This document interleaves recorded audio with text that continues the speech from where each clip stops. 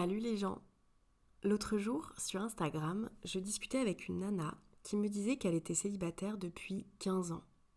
15 ans, ça m'a choquée. J'imaginais pas qu'on puisse être célibataire depuis si longtemps. Je me suis dit, imagine si on te disait que tu serais célibataire les 15 prochaines années de ta vie. Et j'ai senti une petite angoisse monter. Je me suis sentie hyper triste et un peu paniquée. Je me disais, quelle tristesse ce serait de passer autant d'années sans amour romantique. Et puis tout de suite après, je me suis dit, mais t'es complètement conne de penser ça. Il y a sûrement plein de gens qui sont célibataires longue durée et qui le vivent très bien, ou en tout cas qui le vivent sans grand problème. Et c'est là que je me suis souvenue du terme d'amatonormativité, que j'avais découvert quand j'avais commencé à lire sur le célibat et l'injonction au couple. Alors, je vous lis la définition Wikipédia. L'amatonormativité, c'est la croyance injonctive en ce qu'il serait préférable et désirable d'être dans une relation d'amour romantique. Le terme a été forgé par la professeure de philosophie Elizabeth Brake pour désigner les constructions sociales et injonctions concernant l'amour romantique. Du coup, j'ai commencé à voir les choses d'un autre angle. Est-ce que ce serait pas plutôt une bénédiction si on m'annonçait que je ne retrouverais jamais l'amour romantique, ou alors dans très longtemps? Évidemment, je serais un peu triste au départ, mais je serais bien obligée de m'y faire, de vivre ma vie sans. Et du coup, ça ne serait plus un sujet dans ma vie. Je serais libérée de cet objectif que je m'impose et que la société nous impose. Et je ne peux pas m'empêcher d'imaginer tous les trucs que j'aurais pu faire si j'y avais mis l'énergie et la charge mentale que j'ai mis dans mes relations ces dernières années. D'ailleurs, ça me rappelle un épisode des Couilles sur la table où Manon Garcia, l'autrice de On ne n'est pas soumise, expliquait que les femmes renoncent à beaucoup de choses, notamment à leur carrière, par amour. Et qu'ensuite, quelque part, elles attendent que leur homme s'accomplisse pour d'eux.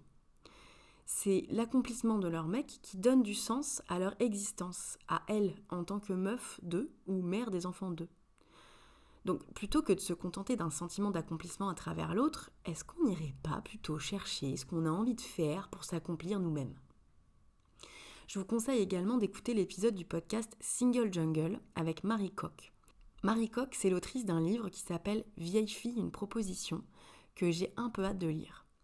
Elle dit notamment que le couple, ça peut être une phase de vie très chouette, mais que c'est pas la vie tout entière. Que les phases amoureuses alternent forcément avec des phases de célibat. Et pour les personnes qui, comme moi, se sont mises en couple hyper jeunes et ont vécu une relation très longue au début de leur vie d'adulte, c'est compliqué de se dire que c'est pas forcément la norme d'être en relation parce que en fait on a connu que ça et on est devenu adulte comme ça. Jusqu'à présent, à chaque fois que j'étais célibataire, j'avais tendance à rechercher activement un nouveau partenaire parce que le célibat, c'était pas ma norme. L'idée, c'est donc de normaliser le fait de ne pas être en couple. Et idéalement, il faudrait que ça passe par des phases de célibat longs, je pense, pour que je m'habitue en fait, et que ça soit un peu équilibré dans ma vie, quoi. Je me rends compte aussi que pour voir les phases de célibat comme tout à fait normales dans ma vie, je pourrais comparer ça aux saisons. Avant, je détestais l'automne et l'hiver. Je faisais des dépressions saisonnières chaque année.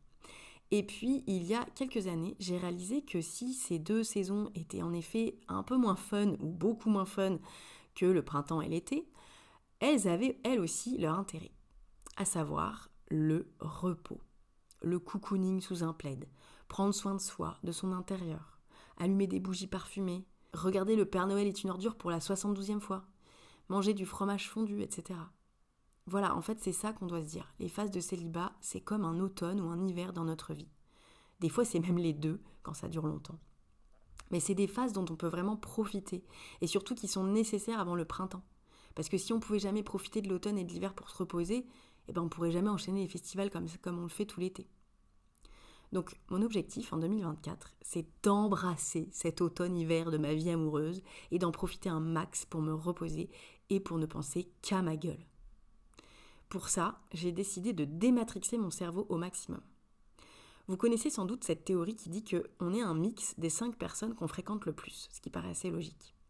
Ça paraît donc évident qu'on est aussi extrêmement influencé par les contenus qu'on consomme. Et en ce qui me concerne, je lis énormément de livres, j'écoute énormément de podcasts, je regarde énormément de vidéos et de comptes Instagram qui parlent des relations amoureuses. Donc déjà que la société nous encourage vivement à trouver un ou une partenaire, comment voulez-vous que j'arrête d'y penser et d'obséder là-dessus si la majeure partie des contenus que j'ingurgite au quotidien ne parlent que de ça ? Je voudrais vraiment profiter de ma vie au quotidien sans penser de manière récurrente au fait qu'il faut que je m'en couple. Alors, je sais pas, peut-être que je devrais me trouver une passion ou un loisir sur lequel me focus à la place, ou alors me mettre des petits objectifs à atteindre dans les autres domaines de ma vie, je sais pas encore. Mais je vous tiendrai évidemment au courant, car une de mes passions déjà, ce qui est sûr, c'est de vous raconter ma life. Voilà, en attendant, je vous fais des bisous et je vous dis à la prochaine.